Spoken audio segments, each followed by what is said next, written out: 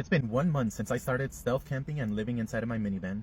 So today I'm going to be sharing with you 5 tips to help you stay hidden while stealth camping inside of a city. So be sure to save this video so you can come back to it later. For those of you who don't know, stealth camping is the act of sleeping inside of your vehicle while camping in a city. It can be annoying and unpleasant because while stealth camping in the city, you'll have a higher chance of receiving the dreaded knock at 1 in the morning telling you that, hey, you can't sleep here.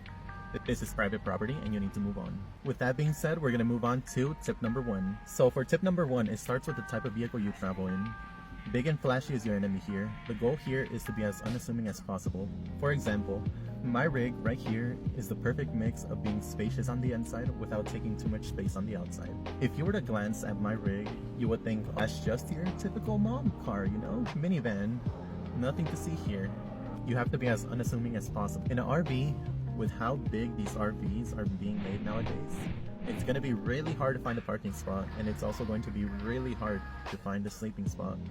Because you'll look at an RV in a parking lot and think, okay, these people are traveling, they sleep in their vehicle. So for tip number 1, we gotta stay unassuming. Now moving on to tip number 2. For tip number 2, it's all about the window covers. You're gonna have to buy some or make some window covers because window covers are what do most of the heavy lifting when it comes to stealth camping. Moving on to tip number 3. So for tip number 3, we need to arrive late and leave early. So what does this mean? Once we've chosen our informal campsite, we need to make sure to get there pretty late and leave early in the morning.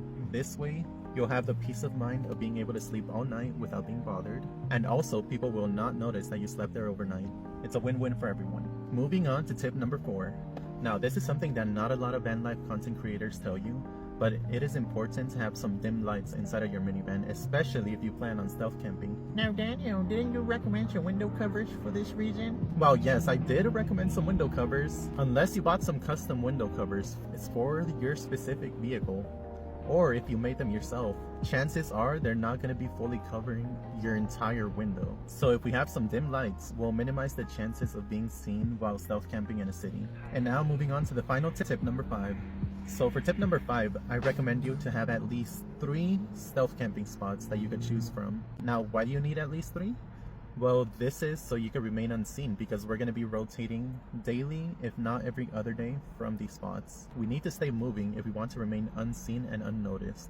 So by having at least 3 spots that you can rotate each night, you'll have a greater chance of being unseen and unnoticed while stealth camping in a city. Now, if you have any questions or you need help finding some stealth camping spots, let me know down in the comments and I'll make a video on how I find these stealth camping spots.